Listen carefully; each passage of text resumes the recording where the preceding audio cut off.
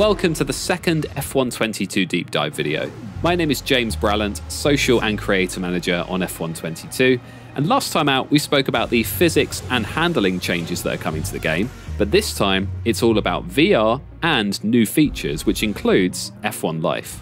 F122, launching on July 1st for Xbox, PlayStation and PC, will have VR on PC for the very first time. VR isn't the only new standout feature that's coming to the game on July 1st, and I've got Senior Creative Director Lee Mather here with me today to talk about what else you can expect.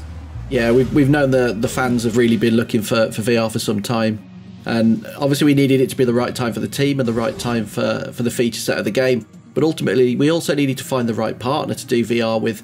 It's something that which other Codemasters games have supported in the past, and we know the great team over at Behaviour have done an amazing job on the Dirt series, so we were really pleased that we were able to partner with them to bring VR to the F1 series on PC. So how long has VR actually been in development for in that respect? Yeah, so we started work on VR obviously at the beginning of the dev cycle for F1 2022. So I'd say there's probably sort of a 9-month window of development for something like VR. And what sort of challenges have you faced when bringing VR to a game like F1 22? I think probably the biggest challenge in a game like F1 is that we always run at a very high frame rate. We've always aimed for the 60 frames per second, and then obviously we went for the 120 on the current generation of consoles. And on PC, obviously you do have more power available to you, but again, it's also determined by the spec of the PC which you're running on. And also in VR, there's certain things that the player has to, that impacts the player in sometimes in not the most positive way, in that if you hit a barrier or you hit a wall aggressively in VR, that's a really jarring experience. So we've had to do a number of things to ensure the player doesn't have things that make them feel queasy, make them feel sick, but still gets across the ferocity, the excitement of, of driving a Formula One car. And I think that feeling of claustrophobicness amongst the other cars, especially when it's raining or when you're between the barriers in Monaco or Baku, those are things that are really spectacular in VR. So talk me through how the game works in VR. What can players expect when it comes to playing F1 22 in VR? So if you're driving any of the cars in the game, be that Formula 1, Formula 2 or the Supercars, the second you arrive at the circuit, that's when you put your VR headset on. You come out of the loading screen and you're in VR, you're in the car as you would be in real life. So it's very much that transition from I'm out in the F1 Life environment, I've now loaded into the race, the event that I'm going to take part in. I've left the hub if I was in, for example, my team or driver career, and then I'm now the driver. I've got the helmet on, I've got the headset on, I've got the audio coming through the speakers on the headset, which is phenomenal if you've got a headset which supports that sort of thing. And there you are, you're in the car, you're in the garage. And I think just the amazing thing that got me straight away was sitting in the garage, looking around at the amazing level of detail that we've got in our environments, things that we've always done, but now you can actually really showcase them. So what sort of graphical details can the player expect when looking around in VR? Obviously, this is the first time that a player may have been able to sit in a Formula car in any case. It's crazy. It's things that really you wouldn't think are things that you'd be wowed by. It's like you look around the cockpit and there's all the switches and the buttons, the stickers to sign off the car by the scrutineers. You can see that's on the side. You look around the garage, you can see people working on the car, you can see the screens, you can see the detail on the screens. Those are the sorts of things that we've always done, but you couldn't really see them with such a fixed camera position. But also the things like you can see the ceiling of the garage, you can see the real detail in the buildings. I know one of the guys did a slow drive around Miami, just looking up and admiring the buildings, and in particular the Hard Rock Stadium. It gives a real sense of scale, which I think you don't really get from any other way of playing the game. In VR you get a real sense of scale, and also the closeness of the cars around you. Those are things that you just don't get without VR, I don't think. I think one of the things that struck me when I was playing it in VR was the speed as well, because you're sat right down in the cockpit, you're so low to the ground, and it's just incredible how fast those cars are when you're taking corners. Like you think about Monza and how fast you're going around that circuit. It's just that speed, the way it's presented in VR is amazing. It is. It's absolutely amazing. And also I always remember from the very beginning working on Formula One, talking to Anthony Davidson about how it feels in a Formula One car. We know they're insanely fast. You expect it to be very fast, very hectic. And as Anto said, that once you'd adjusted to that, you become so immersed in it, everything kind of slows down and it just feels so natural. And that's what you get in VR. you know, once you've done a few laps and you've acclimatized to that absolutely brutal pace, and obviously the hectic things going on during the race, especially at a race start, you sort of settle into it and it just feels very natural, and you kind of feel like, you know, you've got that moment to look left and see who's alongside you, you've got that moment to look at the apex and ensure that you're going to hit the apex. You know, it all sort of feels really, really natural. So you've talked a bit about the areas of the game that VR can be used, so F1, F2 and in Supercars as well. Does that include online too?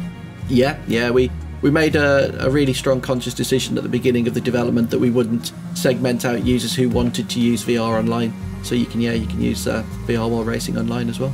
Would players only be limited to playing with others that are using VR, or can they play with anyone? No, we allow mixed lobbies. Again, we didn't want players to be disadvantaged or advantaged in either way, so you know, you can play against players with or without VR in a mixed lobby.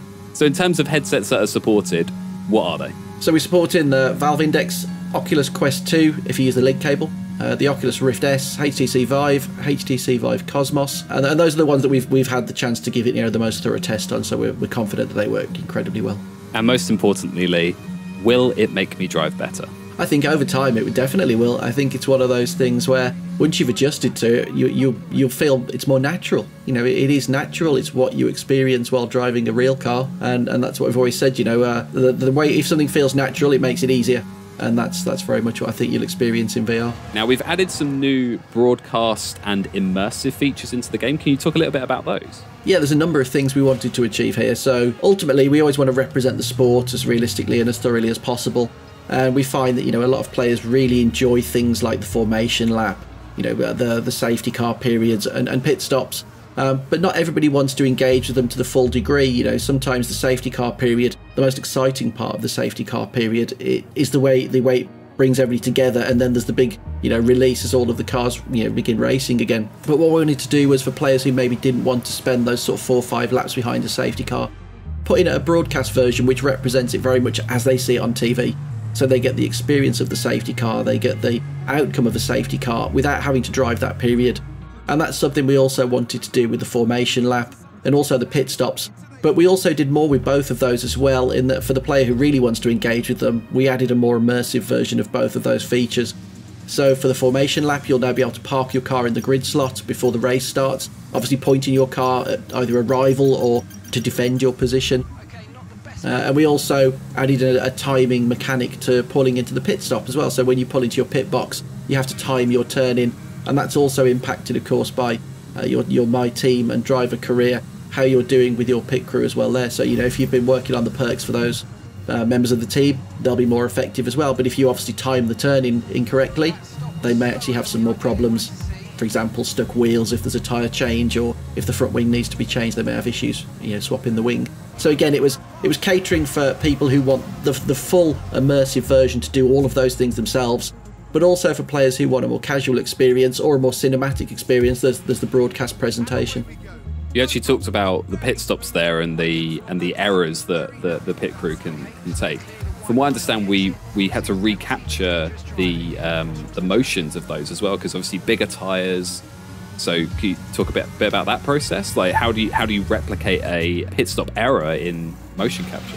Yeah, it's something that we've always been really, really strong with, I believe. You know, since the first game we did in 2010, we've always had probably some of the best realistic looking pit stops of any racing game, and that's something we've continued to be really precious about. So with the change in the size to the wheels and the tyres, yeah, we had to recapture all of the pit animations, because it doesn't look natural. You know, it has to be natural when they're carrying something of that size and weight, because it gives us the natural motion, and then we're obviously able to adjust that to suit the timings. But yeah, we did have to get you know, the opportunity to see how it would be if a tyre was stuck, and how that would be, you know, manoeuvred and you know, manipulated off the car.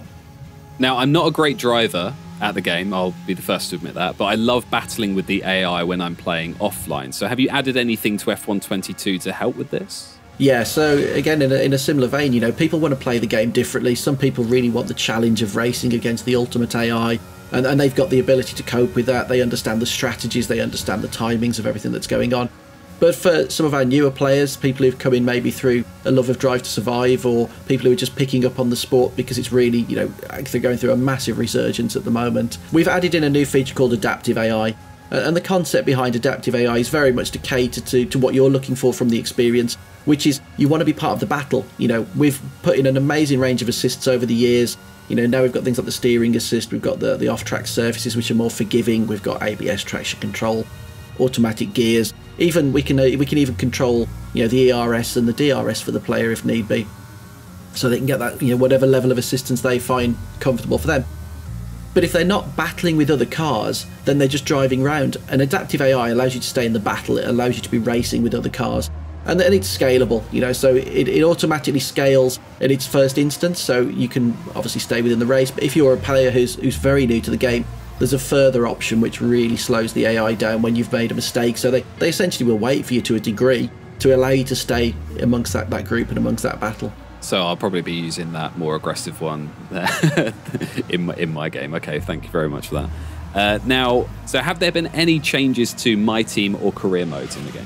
Yeah, we've made a number of changes. So first up, we had department events previously in My Team. We've now expanded department events into both driver, career and My Team. And they're also now multi-threaded, so it could be that you'll be asked a question the first race of the season, second race of the season, but you won't see an outcome for a number of races, or you won't see the impact of your decision for a number of races. And we wanted that to represent the sort of thing you see in the world of Formula One. So it may be, you know, you've been asked to deal with something that may be going wrong at the factory and you've chosen not to do so. It's saved you some money in the short term, but will it pay off in the long term? Will you end up having to spend more in the future if something goes wrong?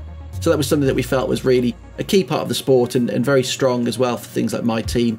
But also, as a driver as well, you're asked questions, you're asked to do things by the team. You know, there's always pros and cons to those, and that's very much what we wanted from the department events. But for My Team as well, we also saw an opportunity to give the player different entry points into My Team. So traditionally, My Team, you would start off with very few resources at the back of the grid, you know, no upgrades on the car. But some players obviously want a shorter experience, they want to be in there winning straight away. Also, it's fun to be at the front, isn't it? So sometimes you've seen teams as well in recent years, like Haas, for example. They came in and they already had a very strong car. They had support from Ferrari, so they started midfield and occasionally, you know, towards the front. And that's now an option that the player has with My Team, so they can start with a team at the back of the grid, no funding, the inability to get one of the top drivers. Or you can start middle of the field, where you've got a team that's got reasonable funding, better facilities, the option to hire a more competitive teammate. Or of course you can go in as a team at the front, you know, a team that's got all of the budget, they've got the ability to hire a top driver, they've already got really strong facilities, your car's well upgraded, you're already competing for the championship. What sort of changes have been made to practice programs? Yeah, so practice programs have been fantastic for us since we brought them into the game. And we see them working in two ways. So for the player who's playing at the extreme end of the scale, the very skilled player who's looking for those tenths, that's where the practice programs will show them where they can make up the time. It will show them where they're losing the time. But then to the player who's more of a casual player, or somebody who's still learning the circuits, learning the game, the practice programs will give them a clear indication of what they should be doing on the circuit. You know, you'll see which corners you're doing well and which corners you're not doing so well. And it's very clear to a player at that end of the scale, you know, whether they are doing well or not so well. And then, as I say, for the player who's looking for those tenths, they can really analyse the data, especially by going back into the garage and viewing that. And we also wanted to change the presentation of this year. So not only is the scoring and presentation different, but we've done it through a on-track augmented reality system in a number of places, where you can actually see your progress more effectively live while you're actually taking part in the session. Now, another new feature is F1 Life. Can you give us an overview of what F1 Life is all about? So F1 Life was inspired by, you know, the lifestyle of a Formula One driver. You know, we all know that they're incredibly well paid. They all lead what appears to be very glamorous lifestyles. They've got beautiful flats. They've got beautiful places where they live. They have great collections of supercars. They all dress very well. You know, it's the sort of thing that people aspire to. And I think it's a huge part of the sport, and it's a huge appeal, you know, for the sport. I mean, that's why circuits like Monaco are so famous, because of the glitz and the glamour that goes with it. And we also wanted to give the player another opportunity to have more personalisation, more customisation, and to make the game feel like theirs, but also to showcase some of their progression and what they're like as a person, you know, with their friends. So F1 Life offers up a really lovely customisable driver location as a hub location for the player. In there, they can obviously choose the furnishings so that the area suits, you know, how they would like it to look. They can dress their avatar through a number of really exciting brands that we've worked with this year. And of course, they can also utilise that space to store their supercars. So supercars will obviously be won through gameplay. They're not purchasable items. You win them as you play. and those can be stored within your F1 Life location, again showcasing your progression. And that's important because you can visit your friends' F1 Life locations to see their progression, to see how they've set up their environments. And also that's also the backdrop for the multiplayer lobbies. So now while you're waiting in a multiplayer lobby, you'll be in someone's F1 Life location, so you'll see what their characters are wearing, you'll see what your other friends are dressed in, you'll see the way that they've dressed the location and the environment, you'll see the trophies they've won, as we've now got a full 3D trophy cabinet that's part of that location as well. So F1 Life offers a lot for a lot of people, and it's a really beautiful customizable hub to offer, you know, a new level of personalization and customization. So what parts of the hub can we customize overall? Oh, it's really detailed, so we can go as far as obviously the floor, the seating, the cushions that you've got, the lighting that you've chosen, the wall art. You know, you might want little circuit maps on the wall, you might want some, there's some Easter eggs in there from some of our previous games. You'll see the characters on the walls. Yeah, there's some really nice things that you can really make at your own space. And I think when you play a game as much as a lot of people do play Formula 1 or any game that you play, making it feel like it's yours is something that I think is really quite special. So you're saying I can get a Devon Butler-inspired living room? Is that what you're saying? There is a Devon. Yeah, there is a Devon. You can have him on your wall. Pay homage to the great. Exactly. How do players unlock new items in F1 Life? So it depends on the item types, obviously, but yeah, there's going to be a smattering of items that will unlock through the Podium Pass, through both the free and the VIP tiers. We'll also be allowing players to unlock items, of course, through challenges, which is something we've always traditionally done. And then there's the store as well, where players will be able to go in and you know, unlock items through the store. Be that the brand store, where they can purchase really cool branded clothing, you know, t-shirts, caps, shorts, joggers, trainers, headphones, sunglasses. You know, we've got a really wide range of items that the players can unlock through multiple ways. And you mentioned the supercars. Whereabouts are they used in the game? So the supercars are very much inspired by the Pirelli hot laps that we witness when you watch Formula 1 race weekends. If, like me, you consume all of the Formula 1 content that goes on each week, you'll see the drivers regularly take out celebrities and press and dignitaries and scare them to death in supercars. You know, they throw them around, they really showcase their skills, they showcase what the cars can do. And we wanted to give the players something like that they could engage with in between race weekends. So basically, for each race weekend, there's the opportunity to go and take a supercar out and take part in a very different on-track experience, be that drifting, you know, a cone gate challenge, a rival duel, you know, different styles of gameplay. It's an opportunity to give the player a little bit of a breather. You know, the intensity and the excitement of a Formula 1 race. It's sometimes nice to have a little break in between to sit back, do something a little different, do something a little, you know, unusual within the world of Formula 1. But again, very relevant as we see from the sport. As I say, it's very much inspired by the Pirelli hot laps. And finally, for players playing F1 22 for the first time, where would you suggest they jump into first? Yeah, I always think, you know, don't rush your experience when you get into a Formula 1 game. I think first up, make sure you set your character up, make sure you choose how you want to represent yourself in the game, set up your location. Those are things that will stay with you. Before you go and set up your My Team, I always think it's nice to give it some thought. Consider the colour scheme that you want for your team, consider what the name you want to give your team. It's something that fits so beautifully in the world of Formula 1. You know, you want your team to be part of that grid and part of that world. And then either go into time trial or go into Grand Prix, get a feel for the cars, get a feel for the assists that you want to play with, and then set a difficulty level for the AI that you think is sensible for you. And of course, you can always tailor that experience throughout the course of your driver career on My Team. You can change those difficulty settings. But of course, you know, do you want to look for, you know, you want to go in and race for Mercedes, you should be winning championships. So set an AI difficulty that allows you to win races. If you want to start maybe with one of the other teams, you can also set the difficulty so you're winning. But then obviously that's not a realistic representation of the sport. But if that's the experience you're looking for, that's something you can do also. So I think, you know, take your time, understand what options are available to you, understand the experience that you're looking for. You know, you might not want to replicate the sport, that's what's going on in the sport at the moment. You might want to be winning in a Williams, you might want to be winning in a Haas. You know, you've got that opportunity in the game. You can make it however you want, or you can make it as realistic. So yeah, take your time, understand what's available, customize it to suit your preferences, and you know, and really, you know, dive into the game in that way. Fantastic. Thank you so much for joining us today, Lee, and to everyone watching at home as well. As a reminder, F1 22 launches on July 1st for Xbox, PlayStation and PC. And if you pre-order the Champions Edition, you'll get 3 days early access and some additional content too. We've got one more deep dive video planned for you in the next couple of weeks, so make sure you're subscribed to not miss that. Be sure to follow us on Twitter, Instagram, and Facebook as well so you don't miss any updates. In the meantime, see you on the track.